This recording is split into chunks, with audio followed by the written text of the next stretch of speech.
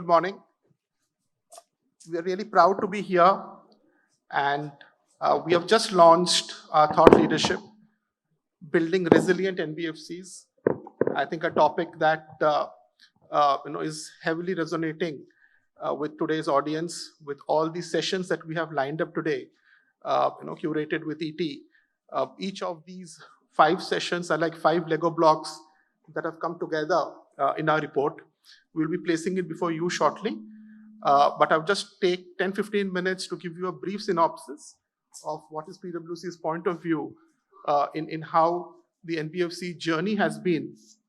And Sir is here with 1964 when RBI came up with the regulation to launch NBFCs, and nearly 60 years hence where we are today, right? So there's been a significant journey, a significant shift, market defining innovation that most of these NBFCs have done in the industry. And there are examples in our report which you can read for. And we are here across the entire business, technology, governance, risk and compliance, which forms the foundation of what we are presenting to you today. I think just for starters, we have discussed maybe last 2-3 years, and understandably so, the market was a little muted. But now we see an upward trajectory of 16% and probably hitting 20% soon in this financial year and beyond of the entire lending composition, the CAGR growth that NBFCs are seeing, right? So a lull during COVID, and now again, it's really back to what this sector is known to do best, right? What you see on the right are some of the causes, plausible causes that we feel are helping this sector, coming in from the government, coming in from the regulator, and also the innovations that are keeping happening. And we'll touch upon these as we move forward, be it foray into payments, be it foray into supply chain finance, aggregating all the plus points that an ONDC or an account aggregator framework can bring to you. All of these are bringing together, and we are looking at the upward trajectory. Now, we have given projections in our report, 20 to 25% of growth over the next 3 to 4 years, which is an analysis that we have done. And, and there are reasons for it, which I will cover moving forward.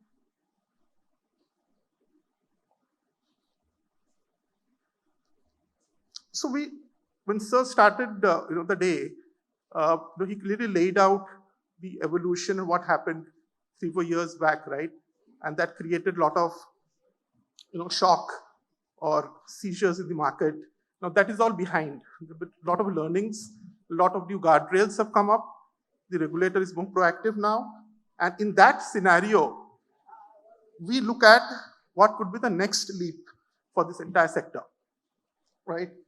We have covered most of these topics in the discussions, and there are certain panels that are coming up, which will again cover these in detail. But a couple of points that I want you to focus on. We are looking at the entire market being developed by the NBFCs. We are not forecasting cannibalization between NBFC and banks.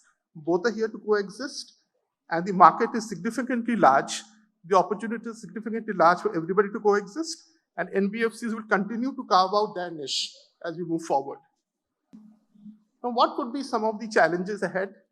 The changing preferences of the customer, the changing positioning of your competitor, and the changing ask from the regulator, right? And obviously there is a reason behind all of this. In this market, we need to operate prudently, we need to grow prudently, we need to have a basic measure of where our efficiency parameters are. And we have covered efficiency in detail, efficiency in customer acquisition, in your processes, in your collections, right? All of these need to come together. Just go back to the previous one. The most important aspect, the skill development and the people upskilling. Now, we all know the significant attrition that the banking industry is facing. Now, thankfully, in NBFCs, our research shows that number is still manageable.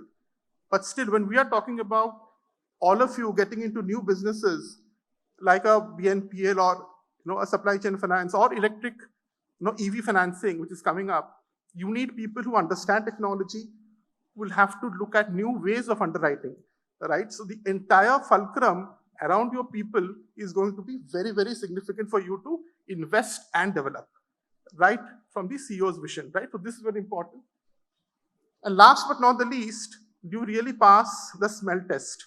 As Sir clearly pointed out in the morning, as we began the day, the entire governance, risk and compliance is going to be the bedrock for success. So we are working with multiple NBFCs to create what is called a trust index. And we have written about it in our report. I will not go in detail right now, but the trust index is something that will be very important for all of you as we move ahead.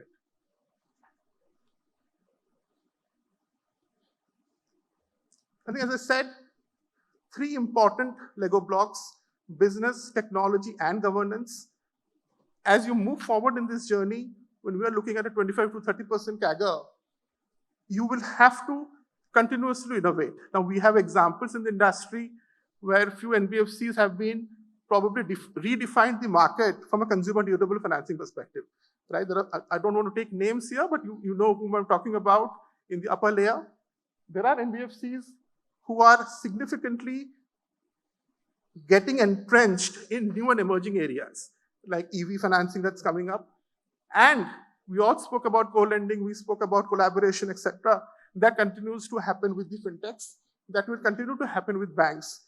And NBFCs are also today investing in platform companies, right? Somebody picking up a stake, LMS vendor, right? There are examples. So they're becoming platform companies as well.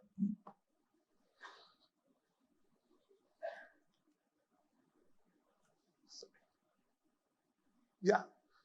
So close with this, the business, technology, and governance levers, which you have clearly explained, where we see the market moving from a business innovation, where we think some of the new emerging technologies are going to play a very important role for you to continue to innovate and continue to expand to newer horizons. Bringing all of them together, the trust index, which is the governance. And I think these 3 important parameters will have to be worked on simultaneously and parallelly by each and every NBFC, irrespective of where you stand in the scale-based hierarchy. Right? I think this is the crux of what we have stated, and I hope you find our report an interesting read, and the entire PwC team is here to answer your queries and questions as we move forward in the day. Thank you.